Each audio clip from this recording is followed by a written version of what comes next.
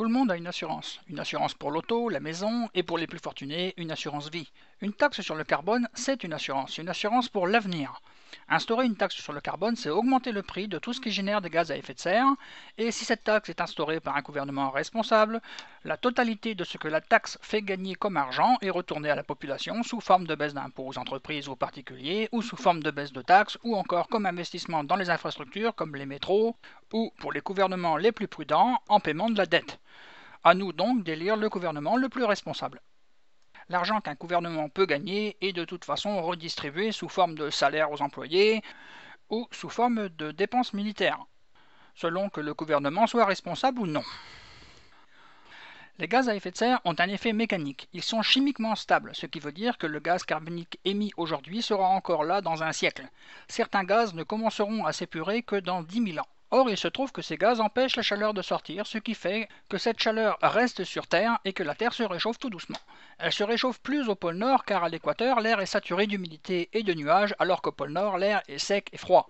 À l'équateur, l'air étant déjà très chargé en gaz à effet de serre, puisque des nuages sont des gaz à effet de serre, on ne ressent pratiquement pas de changement. C'est comme si vous mettiez un verre d'eau dans une baignoire. Le niveau d'eau augmentera, mais de très peu. Au nord, c'est l'inverse. L'air est sec et froid, et est très sensible aux gaz à effet de serre. C'est comme si vous rajoutiez un verre d'eau dans une carafe d'eau. Le niveau augmente à vue d'œil parce qu'avant, il y avait peu de ces gaz à effet de serre dans cette zone. Nous sommes responsables, et pas par exemple à cause d'une augmentation de l'activité solaire, mais pour 3 raisons. Jamais au cours des 650 000 ans qui viennent de se passer, on a eu une telle quantité de gaz à effet de serre dans le ciel. Nous n'avons pas de nouveaux volcans, rien ne laisse à penser que cette augmentation est naturelle. Les mesures sont précises puisqu'on les réalise au milieu du Pacifique, là où il n'y a rien, que la mer, le ciel et les étoiles. En même temps que l'on mesure le taux de CO2, on mesure aussi le taux d'oxygène et surprise, celui-ci descend alors que le taux de CO2 monte. C'est que pour produire de l'énergie mécanique, un moteur a besoin d'essence, certes, mais aussi d'air, et dans cet air, il utilise l'oxygène. Pour faire un feu de cheminée, vous avez aussi besoin d'oxygène, c'est ce qui permet la combustion. C'est la seconde preuve que nous sommes responsables de l'émission de ces gaz, car les deux courbes évoluent exactement. L'une monte pendant que l'autre descend. La troisième preuve est que lorsque l'on pompe du pétrole, celui-ci est resté sous terre des milliers d'années.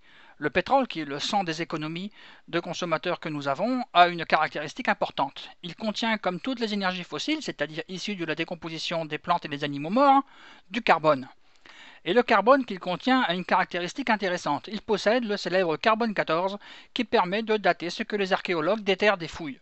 Ce carbone est donc un traceur. Et surprise, la quantité de ce carbone diminue dans l'atmosphère car la combustion brûle du carbone 12 et pas de carbone 14 qui a disparu parce qu'il est resté enfoui sur la Terre pendant très longtemps. Certains disent que le réchauffement climatique va créer une ère glaciaire, ce qui est un grand sujet de moquerie pour ceux qui ne s'intéressent pas à ce sujet. Je vais essayer d'expliquer pourquoi c'est faux et pourquoi c'est vrai. Les chercheurs ne connaissent pas l'avenir. C'est pour ça qu'on a créé des programmes sur ordinateur capables, avec des équations appropriées, de reproduire correctement l'atmosphère. C'est un peu comme Flight Simulator. On entre ce qu'on sait dans la machine, on s'assure qu'il n'y a pas de palmiers en Alaska, ou qu'il ne pleut pas des cordes dans le désert, et ensuite on joue avec les paramètres. L'un de ces paramètres est ce que l'homme va mettre dans l'atmosphère dans les années qui s'en viennent. Va-t-il vider les puits de pétrole pour assouvir sa soif d'énergie ? Eh bien, on calcule ce qui se passe si c'est le cas. Va-t-il être prudent? On recommence l'opération et on obtient des résultats. Et certains de ces résultats prévoient une hausse de la température de l'ordre de 5 degrés. Ce qui veut dire que dans ces cas-là, nous pouvons dire adieu à une partie de la glace en Antarctique et adieu également à la maison du Père Noël au pôle Nord. L'une des conséquences est que l'apport d'eau froide non salée risque d'arrêter un fleuve qui circule dans la mer, le Gulf Stream. Ce fleuve gigantesque prend sa source dans les glaces. L'eau salée venue de l'équateur reçoit de l'eau froide venue du nord plus lourde et moins salée, ce qui provoque la plongée des eaux chaudes devenues froides. C'est une pompe thermique.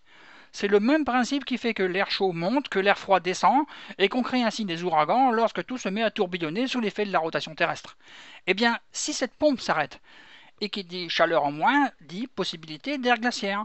C'est à cause de ce phénomène que certains scientifiques prédisent que l'une des conséquences au réchauffement climatique pourrait être un refroidissement climatique. D'où l'incompréhension. Bien sûr, il existe d'autres raisons aux ères glaciaires et aux changements qu'il y a eu dans le passé. Le cycle jour-nuit dure 24 heures, le cycle de rotation de la Terre dure une année.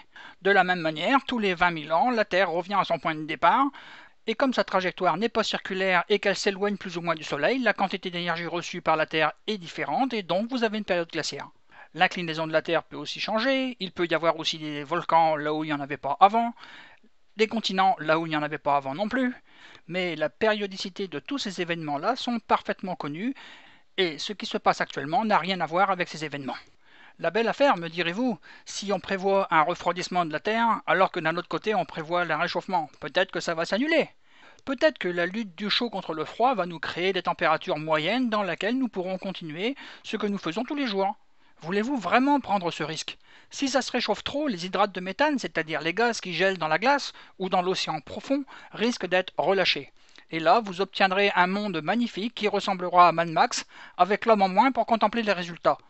Et si vous crachez le venin carbonique qu'est le CO2 dans l'air, celui-ci va se retrouver dans l'océan, qui est la poubelle à CO2.